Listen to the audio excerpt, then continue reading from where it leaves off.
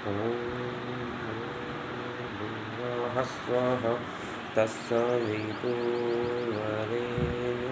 भर्गो देवस्तेमहि धियो यो न प्रचोदयात्। ओम। वास्तविक ईश्वर का स्वरूप, उसका चर्चा आज करेंगे। ईश्वर हमने देखा है कि वो सर्वशक्तिमान है, निराकार है, अजन्मा है, नित्य है और वह ओके सर्वव्यापक भी है। आज देखेंगे ईश्वर जो निराकार है तो उसकी सत्ता भी इनफाइनाइट होगी, उसका बल भी इनफाइनाइट होगा। हम संपूर्ण यूनिवर्सल ब्रह्मांड में देखते हैं कि जहाँ भी कारण होगा वहाँ कार्य होगा, कारण और कार्य होगा वहाँ अवश्य कोई ना कोई कर्ता भी होगा।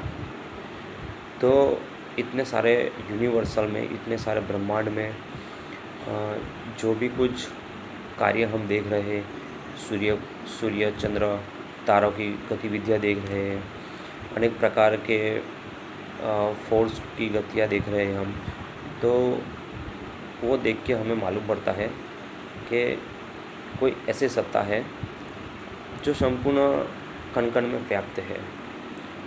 संपूर्ण जगत में देखते ही यह मालूम पड़ता है कि एक ऐसी सत्ता है जो हमें नहीं दिखाई देती, लेकिन हमारे यस यूनिवर्सल से जो संपूर्ण ब्रह्मांड तक की यात्रा, ये सब जो दिखाई देते पदार्थ और नहीं दिखाई देते पदार्थ भी है, जो वो सब हमें उसके पीछे कोई सत्ता अवश्य कार्य कर रही है। आज का मॉडर्न साइंस मानता है कि कोई ऐसी सत्ता नहीं है, ये तो रैंडमली पूरा ब्रह्मांड ऐसे ही बन जाता है। तो एक प्रश्न यह भी होता है कि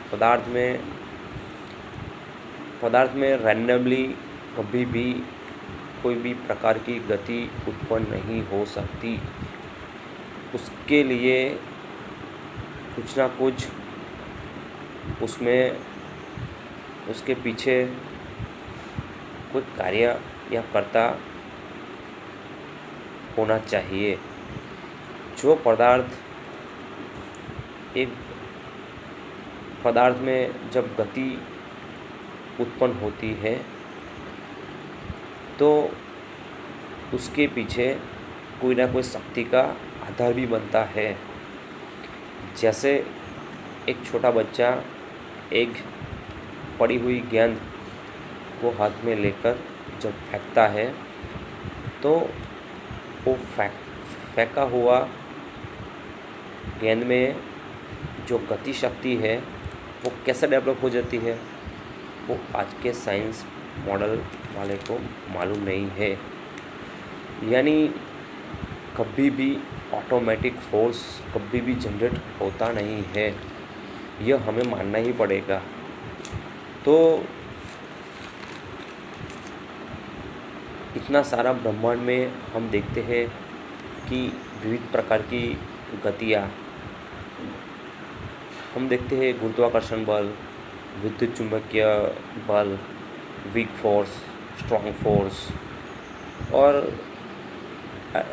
जो पदार्थों में दिखाई देते हैं, अलग अलग पदार्थों में जो अट्रैक्शन और रिपल्सन का फोर्स, यानी वो सब ऑटोमेटिक थोड़ी डेवलप हो जाते हैं।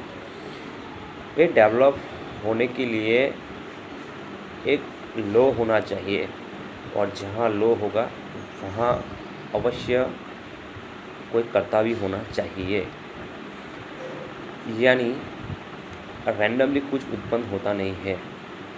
जब हम देखते हैं कि एक सामान्य पानी के एटम में जब हाइड्रोजन और ऑक्सीजन अपनी मूल स्थिति में बने रहते हैं तभी वो अलग एक पदार्थ का निर्माण करता है, उसको हम वाटर या पानी कहते हैं। तो उसमें जब हाइड्रोजन को अलग किया जाता है तो वो ज्वलनशील पदार्थ बन जाता है और ऑक्सीजन एक अलग पदार्थ बन जाता है। वैसे ही ये स्थिति और ये स्ट्रक्चर कब बनेगा, तो कि उसके पीछे कोई ऐसी शक्ति होनी चाहिए जो निराकार है, जो अनंत है और जो सर्वशक्तिमान है, तभी इतना सूक्ष्म स्ट्रक्चर पे जाके ये कार्य कर सकती है। कोई भी पदार्थ ऐसे डेवलप नहीं हो जाता जो आज का साइंस मान रहा है। एटम, कोई भी एटम होगा, कोई भी पदार्थ होगा, वो अपनी मूल स्थिति को और अपने मूल स्ट्रक्चर को वैसे ही बनाए रखेगा जब तक उसके पीछे कोई स्थिति डेवलप नहीं होती है।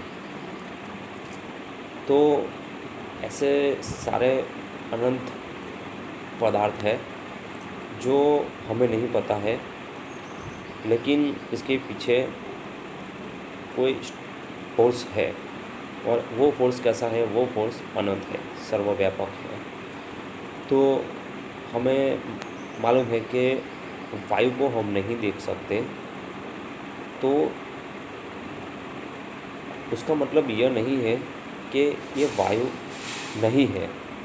वैसे ही हम ईश्वर को नहीं देखते तो इसका मतलब यह नहीं है कि ईश्वर नहीं है। हमें कुछ धारण करना पड़ेगा, धारणा करनी पड़ेगी, तभी हम अपनी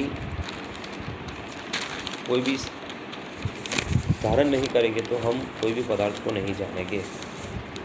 हम जानते हैं कि photon, electron, quantum, quark, neutron, पशु पक्षी, आकाश, पृथ्वी, अग्नि, वायु और जो भी कुछ हमें दिखाई देता है वह नहीं भी दिखाई देता है, तो वो एक अनंत शक्ति के धागे से बांधा हुआ है, अनंत गति के धागे से बांधा हुआ है। हम सब प्राणियों में जब हम बात करते हैं कि सब में आत्मा है, इसीलिए पूरे बॉडी में हमें चेतना स्वरूप, बॉडी चेतन स्वरूप दिखाई देती है।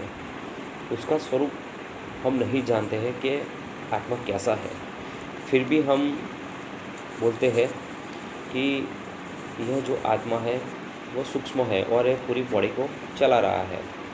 तो वैसे ही ईश्वर जो है वो ईश्वर को कोई मूर्ति में या कोई मंदिर में, मस्जिद में, गुरुद्वार में, कोई एक स्थान पर हम कैसे उसकी पूजा कर सकते हैं। यह एक बोल सकते हैं कि हमारी अज्ञानता हो सकती है। तो हमें उसकी शक्ति, उसकी व्यापकता, सर्वशक्तिमान का अर्थ यही है, सर्वव्यापकता का भी अर्थ यही है, अनंत का अर्थ भी यही है कि वो कोई भी स्थान ऐसा नहीं है जो ईश्वर के अतिरिक्त वहाँ न हो। ईश्वर सर्वव्यापक है, इसीलिए उसकी पूजा भी सर्वव्यापक होनी चाहिए। उसके गुणों का जो, उसके गुणों की पीछे जो शक्ति है तो वो जाननी चाहिए। और वो सृष्टि में हम विविध पदार्थों को और पूरे यूनिवर्सल को हम देखते हैं तभी ये मालूम पड़ सकता है।